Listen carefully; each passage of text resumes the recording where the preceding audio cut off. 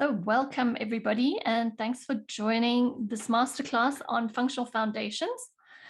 The reason I actually wanted to do this masterclass is because I see so many people chasing very complex solutions to their issues, and I wanted as much as possible to simplify it for as many people out there as possible, because I've seen it so many times in the mentorships that I belong to. When people do the basics well, there's so many symptoms that they can reverse just on doing these foundational principles.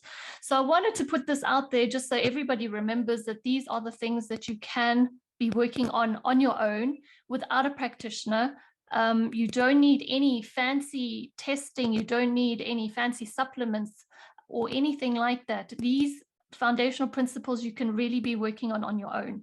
And so this is my way of actually helping you guys move forward to a point that if you really end up hitting a dead end, then you can start reaching out to a practitioner, knowing that you've done as much as possible on your own to get you as far as possible. Okay. So I'm going to share my screen as well. There are a couple of things that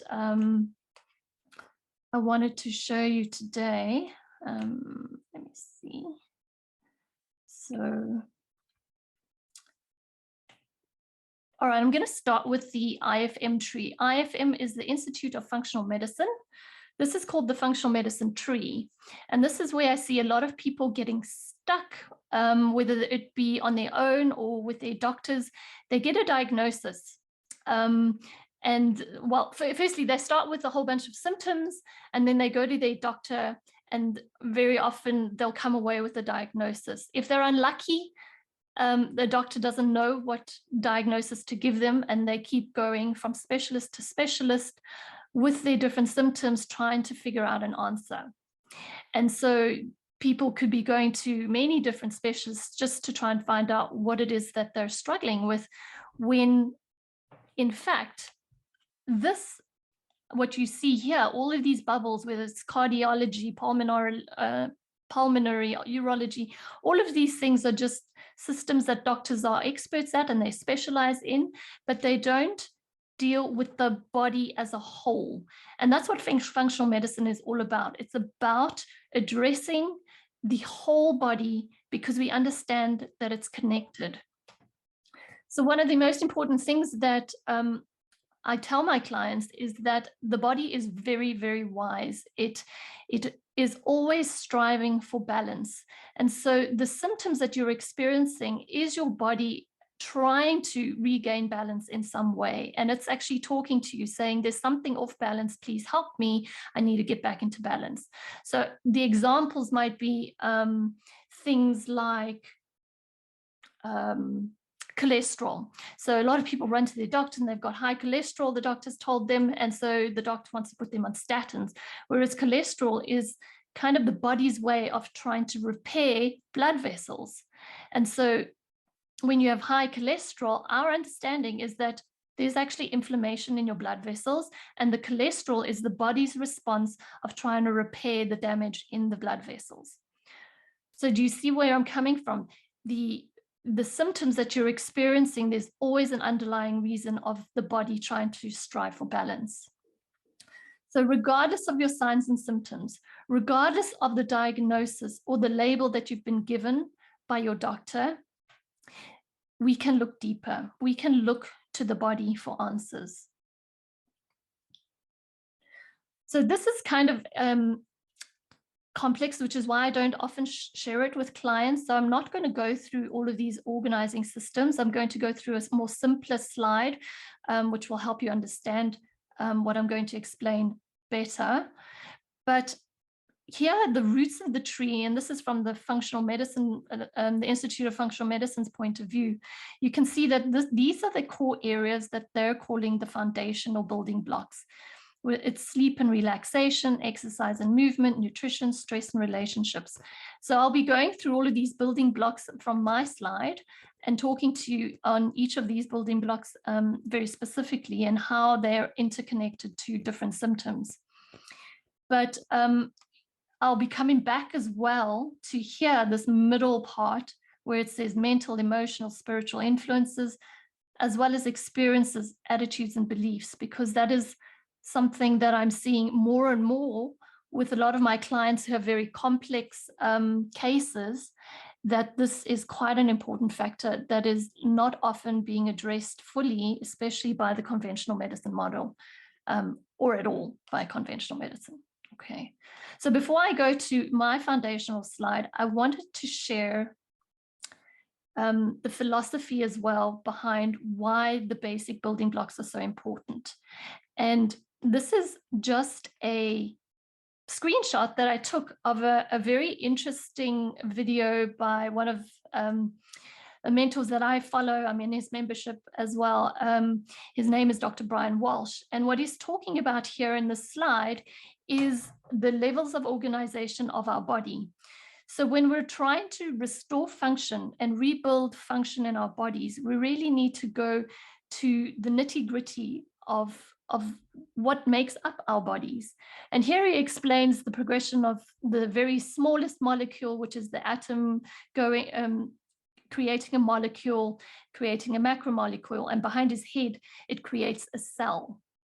Okay, and the cell is what is where we focus most of our energy when we're looking at rebuilding function, because our cells make up all different tissues, whether it is liver tissue, heart tissue, lung tissue. That's why when we're working on fixing the cell and optimizing how the cell functions, we can restart regenerating tissue at the cellular level. And so this is how we can impact the body as a whole, by focusing on the very small chemistry of the cell. But so when we can influence the cell, I'm just circling behind his head, then we can start to influence the tissue as well as the organ, as well as the entire organism. And so that's why when I'm explaining how I work with clients, a lot of the focus is on trying to rebuild cellular health. And that's how we come to these foundational aspects. And I'm going to share my screen again. Here,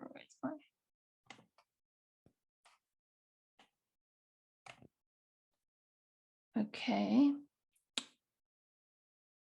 Hopefully you're all seeing this foundation slide. Please go off mute if you don't see the foundation slide and just talk to me and say, because I'm going to be taking you through this now.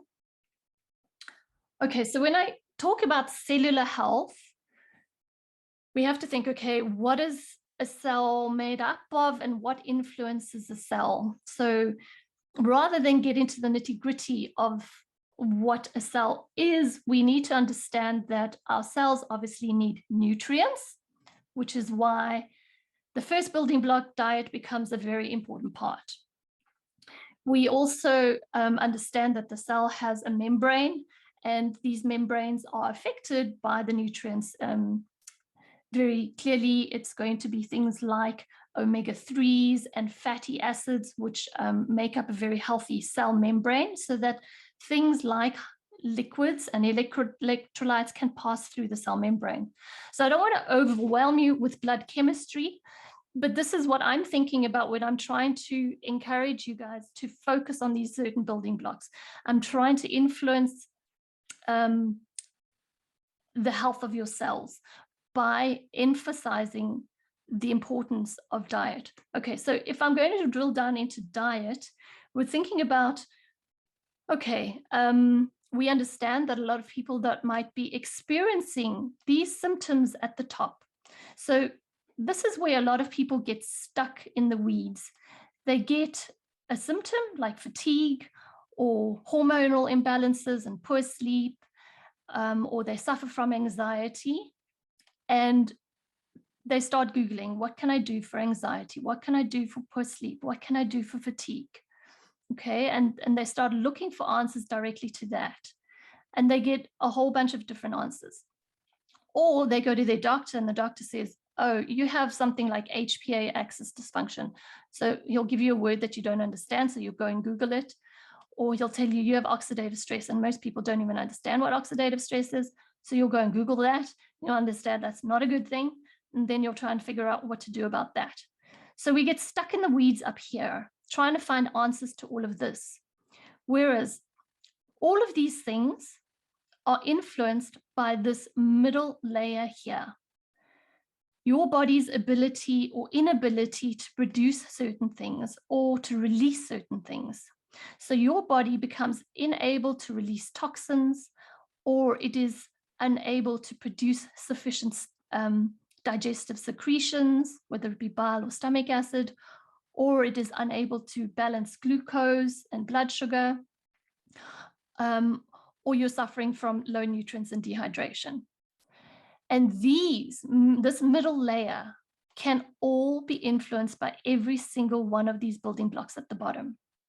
Okay, so rather than get stuck in the weeds at the top here, we want to be focusing on these building blocks, because every single one of these building blocks will have a cascade and influence each of these top symptoms or diagnoses or labels or whatever you want to call them. That's why, even though it sounds completely boring, simple, and you've heard it 1,000 times over, these building blocks are the most important things to focus on. Okay, so I want you to step away from the idea that this is too easy and to really take a step back and say, okay, if it is diet that I need to be working on, what does that diet need to look like? Okay, so I'm going to just jump into diet. And I know that it is a very deep topic, and this is where I spend most of my time with my clients because it is so important. There are three aspects to diet. One is, are you having toxins coming into your body through your diet? So are there pesticides, glyphosate, etc., coming in through there?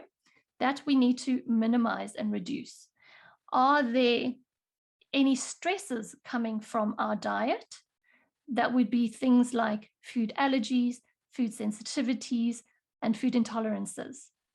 So these are the two main aspects of things that we want to reduce and remove when we're thinking about our diet. Because when we have toxins or stress coming from food, then we're going to be affecting the balance in our body and causing a stress response. So you can see here on the right-hand side, there's a stress response block. And this is how stress response can be coming from other things other than our mental state and our environment, but actually from food. So the third aspect of diet is going to be sufficiency, nutrient deficiencies.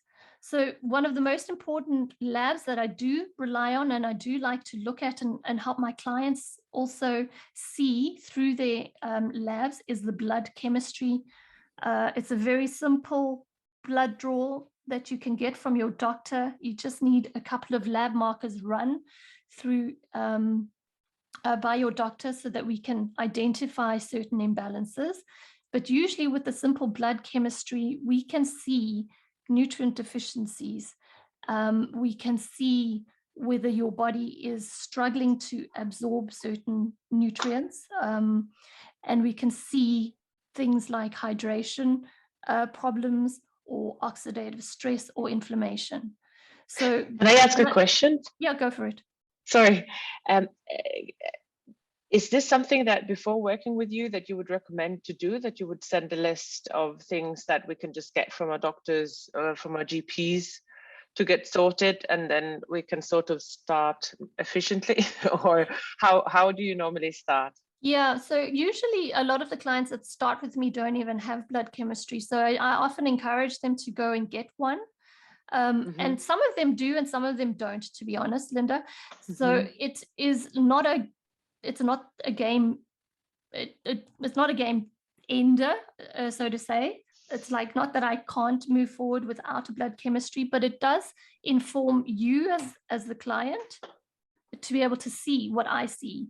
And one of the most important things in the blood chemistry, and this is what I like to tell everybody, and I think I should do a blog or something on it, is that what conventional medicine is seeing as normal is very often not normal. We are, or at least not optimal. And so from the functional medicine lens, we're looking for optimal levels, which is a much narrower range. And so even though, and we've had this very many times many different clients that they go to their doctor, they have their bloods run, and the doctor said, actually, everything's normal, and they don't feel normal at all. And so that's based on usually invalid reference ranges or not narrow enough reference ranges for optimal function. Okay, but yes, if you do want to be efficient, running them beforehand, before coming to me, would be useful. But coming to me, I can only tell you which markers I'd like run if I know what your symptoms are. I can give you a complete blood chemistry to run, which might be over and above what you actually need. And so, yeah, that's the only reason I wait to speak to the client, see their symptoms before I actually recommend any blood chemistry. Okay. So would you recommend an introductory call first? Sorry if I'm jumping in, because I have to jump out. Okay. Yeah, So for sure, an introductory call, and usually based on, everybody gets a 30-minute free call with me. So if you have questions like that, then you can ask these in a discovery call. And if you want to, just email me and I'll send you a link to booking a discovery call. Super, thank you so much. Okay, no problem. Good. So in terms of diet, like I was saying, if you get stuck in the weeds up here, we know that your body is usually inflamed or suffering from oxidative stress, which is just an overload of things that your body cannot clear. I mean, we all produce oxidative stress just by living, eating, breathing, moving. It's when our body cannot clear this oxidative stress that we suffer from chronic oxidative stress and chronic inflammation.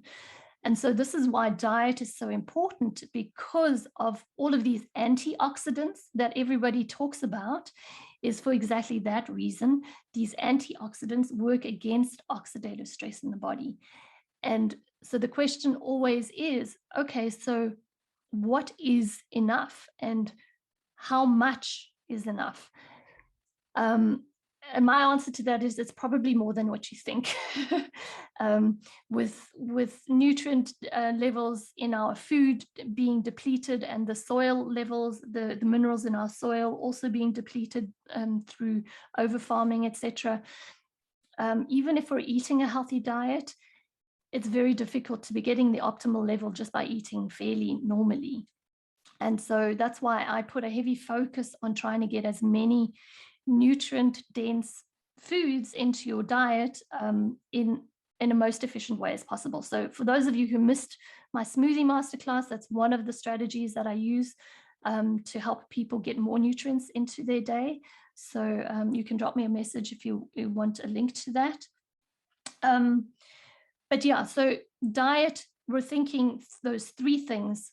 What is sufficient, and how do I address nutrient deficiencies? What foods are bothering my body? So addressing food sensitivities, food allergies, and food intolerances, as well as are there any toxins in my food that I really need to be thinking about and minimizing as much as possible. It's quite difficult, I know, to get away from all toxins in food, but that's why our focus is on as clean as possible, as organic as possible, and if you can, grow your own, and obviously to steer clear of I can't think of the word, raffinierte, but what's the word now? I can't even think. Processed food. Processed food. Thanks so much, Richard. Yeah, I've been living here for too long. Good. Okay. Any questions on diet while we're still on the block diet? Okay, then we can move on. Right, so we all know we need to be drinking enough, but very few of us are actually able to do it. And so this is another area that I work on quite strongly with my clients and try to drive home to them the importance of hydration and the importance of proper hydration, going back to the importance of cellular health. Because when we're not drinking enough, we're causing a stress on our body, coming back to this block here, stress response. It's never a good thing in the body, okay, that we all understand. Hydration, so proper hydration is getting hydration into the cell, past the cell wall into the cell itself. And this is when we can start to rebalance things more optimally, because a lot of people are maybe A, not drinking enough, or B, drinking the wrong things, and C, drinking water that may not be mineral or nutrient replete. So a lot of us are filtering water. That's one aspect. So we need to be remineralizing water with salt as well as electrolytes to help that water get into the cell. Otherwise, it will pass right through us, as well as naturally ensuring that we're hydrating enough. So the amount of liquids or water that we should be drinking on a daily basis is, in metric terms, 35 milliliters per kilogram of body weight. So if you weigh on average 60 kilos, that takes you to about 2.1 liters of water. And even though a lot of people are drinking herbal teas and they do add to your hydration, there is nothing like proper mineral replete water to get into your cells. Okay, so that's one of the areas that I focus on when I teach my clients what proper hydration looks like. But the very first habit for a lot of people is just making sure that they drink enough in the first place.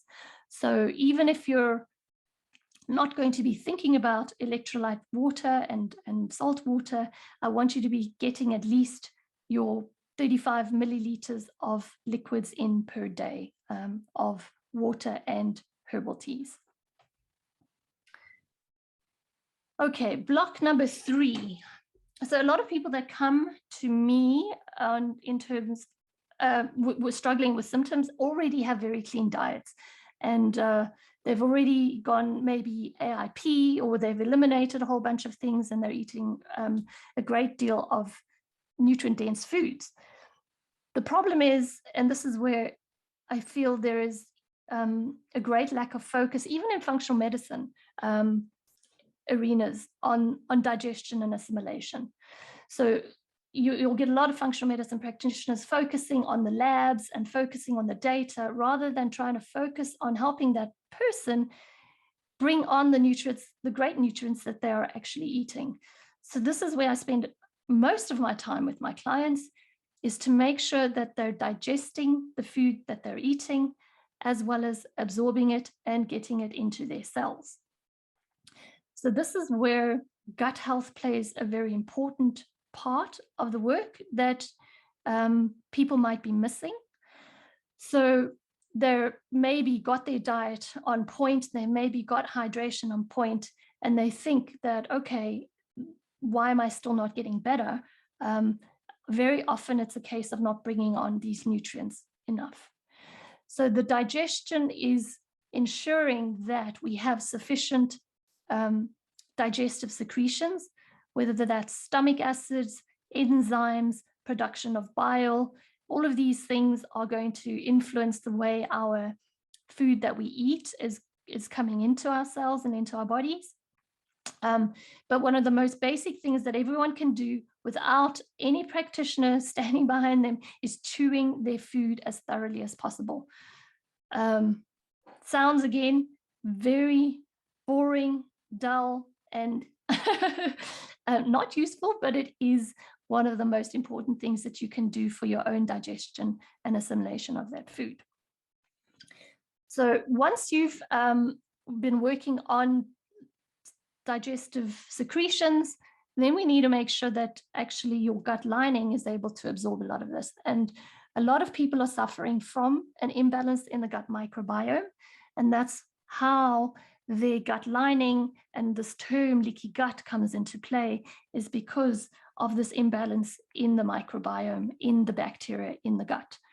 And so if they've been living for a long time with an imbalanced gut, this is going to cause leaky gut. It's going to cause undigested food particles passing through their intestinal walls, as well as possibly opening them up to developing food sensitivities. as well as developing immune responses. So people who have autoimmune diseases, people who have skin conditions, these are all signs that the immune system is struggling and trying to combat something that it is not familiar with. And that's usually a case of leaky gut. Any questions on digestion and assimilation and hydration?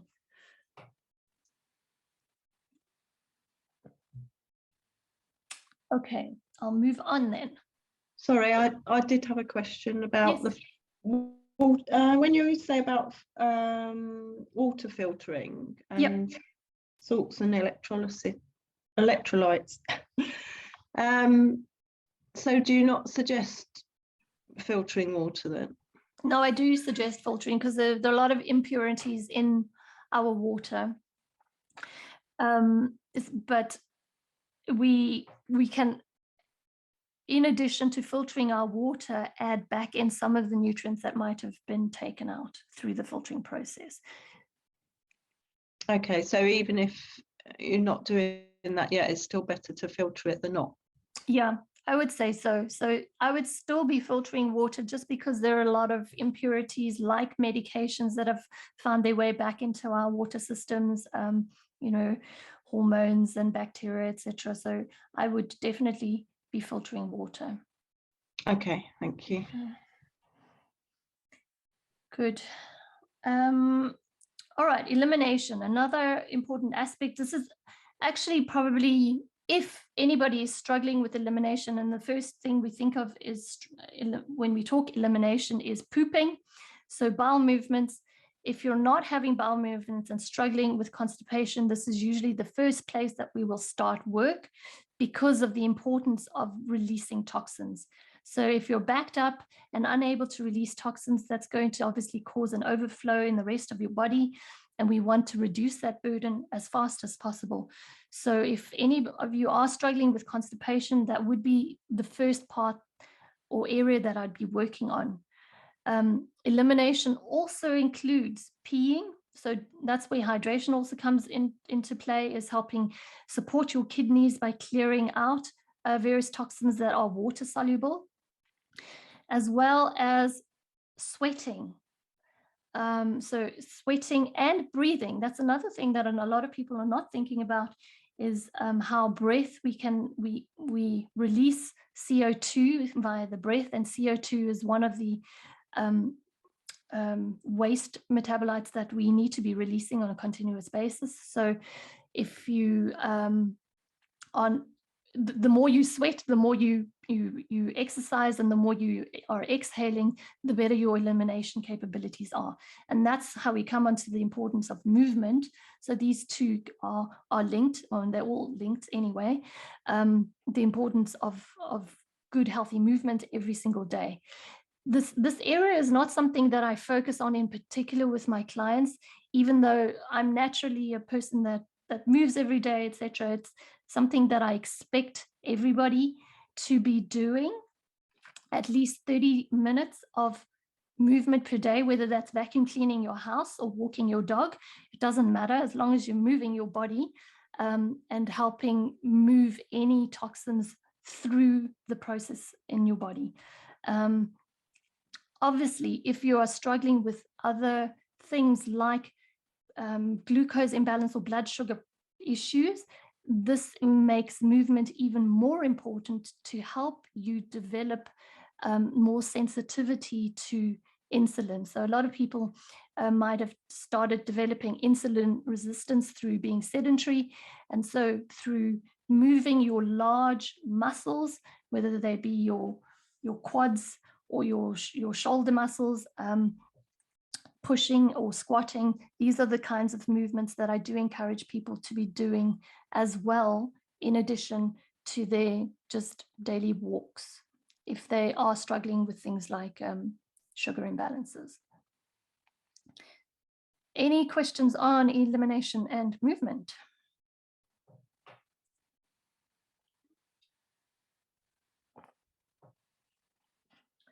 Okay, so the last area I've left, because it looks very simple, and it's so deep, so deep. Stress response. A lot of people, when they think about stress, they think about stress at work, stress with too many things to do. Am I going to get this done? Time stress, emotional stress. Then there's things like relationship stress. But there's also, as I've mentioned, physical stress, which your body might be experiencing. So this is a key area where I think there's too little focus in many practices on the stress response, because the stress response can impact the biochemistry and how our bodies function in so many different ways.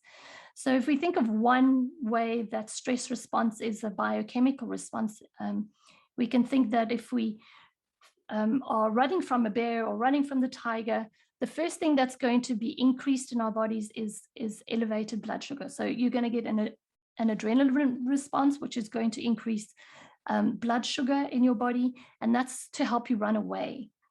And so that is a normal biochemical response. The problem is when it's ongoing for months, weeks and months or years at a time, that this chronic stress puts us into this freeze mode. And so your body gets locked into a mode where it thinks it's running from a bear, but you really aren't. And so we do understand that the stress response is not only coming from that feeling of, okay, I'm stressed at work, but it's also coming from things that a lot of people are not even considering, whether it be I'm in a relationship that, doesn't bring me joy, or I'm in a job that I really hate. These are stresses that I think a lot of people feel that they need to deal with, but haven't found the tools to adequately address them. And so even though in my practice I speak about the stress response, I find that there's so many modalities out there. And this is where, Diana, can you mute yourself, please? I'm sorry. Okay, thanks. So even though in my practice, we talk about stress response and I try and coach my clients through stress response, there are so many different modalities that can help people through working through these issues. So I actually wanted to talk about a particular story, which came out of one of my mentorships. And we were doing a case study on a particular client who was very, very complex. He was struggling with everything he ate and every supplement he took. He was reacting to every single thing on a minute basis. So he would be taking a supplement in like a 0.0 milligram, and if he took any more or any less, he would react. And so it was a completely complex case that we were trying to resolve. And through our discussions, we had somebody that was coming in to talk to him about quantum healing. And this is a different kind of modality that helps people on a different level, energy level. And he said to this guy that he's completely in his head. He's always overanalyzing things, and that he's controlling every little bit, and that he was not feeling anything in his heart, that he had no emotional responses to anything. He kind of like shut down his heart completely, and emotions. And what came out of it is we had to end our working relationship because he had said to us, at the last conversation, he said that he'd been in a relationship with a woman that he felt like he had to marry, and the only reason he was in it was to be there for his daughter. And he felt like he didn't have any control in his relationship, any say in how the relationship went. And so for us as practitioners, we realized there was this very strong connection to his past. Maybe it was his relationship, maybe it was something else in his past that was affecting the way he was showing up, and that the only thing he felt he could control was now his food, his supplements, and the things he was working with us on. And so this is a key story for people that might be hitting a roadblock, and might have dealt with every single one of these building blocks, to look back on your life. And that's why I wanted to do the timeline masterclass as well. Look back at what's happened in your past that might be keeping you stuck. And if I go back to that IFM tree where we saw the part about genetics, and here we go, sorry. Go back to this one, where we look at mental, emotional, and spiritual influences, as well as experiences, attitudes, and beliefs. This is a very important part of the healing journey, because if there are beliefs or mental attitudes that you have that are keeping you stuck, and I'll use this example of my mom, and when I went back now in South Africa, I kept her, she struggles with breathing now post COVID. And so she kept saying to me, this is like going to be the rest of my life. This is my new normal. And I said, just watch what you say, because if you do believe that that's how it will be, if you don't believe that you can reverse it, it will never be. And so this whole underlying theme of your mental attitude to your healing and to what is possible for healing, we need to check ourselves and make sure that we're not putting a cap on what is possible for our own journeys. So for a lot of you that might be stuck, right? Look at all of those foundational building blocks. If you feel like you can address them on your own, by all means, that's why I wanted to do this class, so that it's very clear to you. You don't need to get stuck in the weeds about fancy testing and fancy supplements. You first need to be working on these building blocks. And when you hit a dead end and you don't know how far where next, then you can start reaching out to people who can help you with more information through testing, or through possibly supporting your body a little bit more with supplements. So these are all parts of your picture that are going to inform what is next. And I'm hoping that through helping you identify that these are the areas you can work on, that you can know for yourselves what the next step is for you. So does anybody have questions? There was actually another story I wanted to tell about also another case in our mentorship that, so one of the mentors that I have had a lady with very complex symptoms. I can't even remember all the symptoms, but if anybody had looked at this list of symptoms, they would have thought there's just like no way I can help this person. And all they did was work on these foundational blocks, and every single one of those symptoms were reversed. So that is the power of the basics. And that's my message to you guys all today, is really these areas. So I'm happy to answer questions. I know it kind of sounds very simple, the idea about working on the foundational blocks, and in principle is not always. So I'm happy to address any questions where you might have had challenges in working on any of these areas, and we can talk through them.